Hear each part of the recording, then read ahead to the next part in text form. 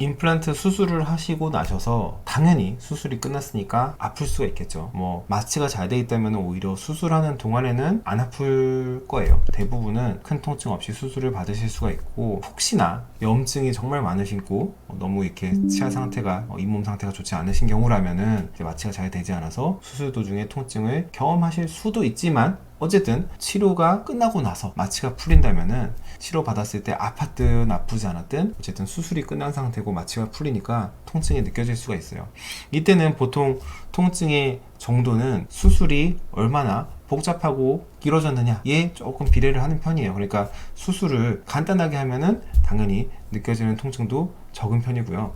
수술이 복잡하고 부위가 컸다면은 당연히 그에 수반되는 통증도 큰 편이라고 생각을 하실 수가 있습니다. 예를 들자면은 제가 치아를 뽑고 한 석 달, 넉 달을 기다렸어요. 그래서 뼈가 판편해져가지고 그냥 그 자리를 잇몸을 절개하지 않고 그냥 드르륵 구멍을 뚫고 한 1, 2분 만에 임플란트를 딱 심어버렸어요. 그게 아프면 더 이상하지 않아요? 그러니까 그렇게 잇몸 절개도 안 하고 그냥 짧은 시간에 수술을 했다면은 아플 요소가 별로 없겠죠. 근데 내가 이 전체 임플란트를 뭐 무려 1시간, 1시간 반 동안 전체 막 열 몇 개 임플란트를 다 심었어요.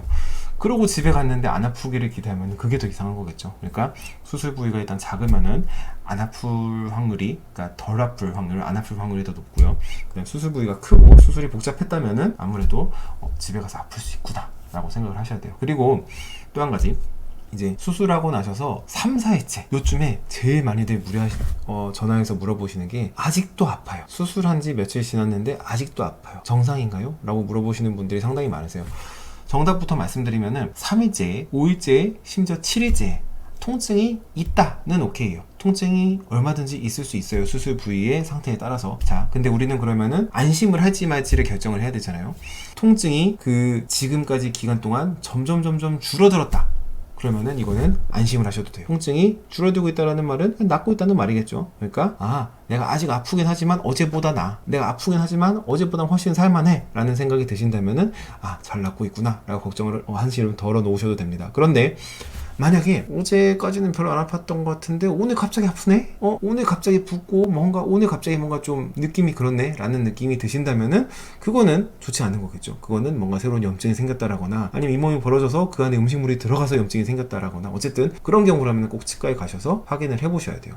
그리고 또 한 가지, 막 엄청 많이 아픈 건 아닌데 우리가 보통 실을 풀고 나서도 이제 잇몸이 얼추 아물었으니까 실을 풀었을 거잖아요. 근데도 뭔가 우리가 느낌이 아파. 이것도 치과에 가서 꼭 확인을 해보셔야 되시는 거고, 그 다음에 제일 큰 거, 우리가 임플란트 그 단추 달아놓은 게 혀를 이렇게 말리니까 아프지는 않는데 뭔가 들썩들썩 움직이는 거 같아요. 뭐 임플란트가 움직이는 건가 막 헷갈려요. 근데 안 아프니까 괜찮겠지가 아니라 그럴 때는 꼭 치과에 가셔서 확인을 한번 해보셔야 됩니다. 그래서 정리를 한번 해볼까요? 통증은 일단은 수술 후의 통증은 대부분은 있기는 해요. 근데 정말 거의 안 아프고 지나가는 분도 계시고 며칠 동안 죽을 것 같아 이렇게 하시는 분도 계세요. 뭐에 영향을 받느냐?